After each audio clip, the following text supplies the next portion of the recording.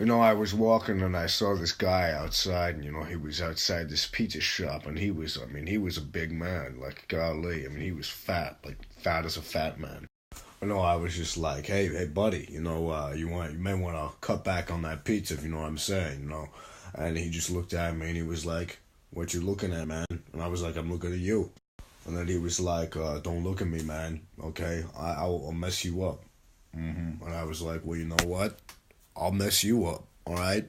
And then he went ahead and did something real weird, all right? He brought me in for a big manly bear hug. And at this point, I was like, "Hey, man, I don't know what's going on. Did your girl leave you? I understand if that's what's going on. It's rough. Life is rough."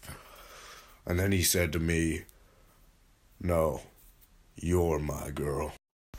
When he said that, I was like, "Hey, buddy, all right, look, man, I am not gay, all right, I'm not gay." And then he was like, "No, you're a girl." I'm like, "No, I'm not a girl." And he was like, "Prove it, sweetheart." I was like, "You want me to prove it?" He's like, "Yeah, I just said I want you to prove it." And so I was like, "Fine." And then I stuck my hand in my pants. No, I did not bring out the hammer. Instead, I brought out a very small revolver that I keep in my underpants at all times for emergencies, things like that, pointed it in between the man's eyes, and shot him in the face. My name is Roger, and I'm speaking to you from my house arrest right now. I can't go anywhere no more.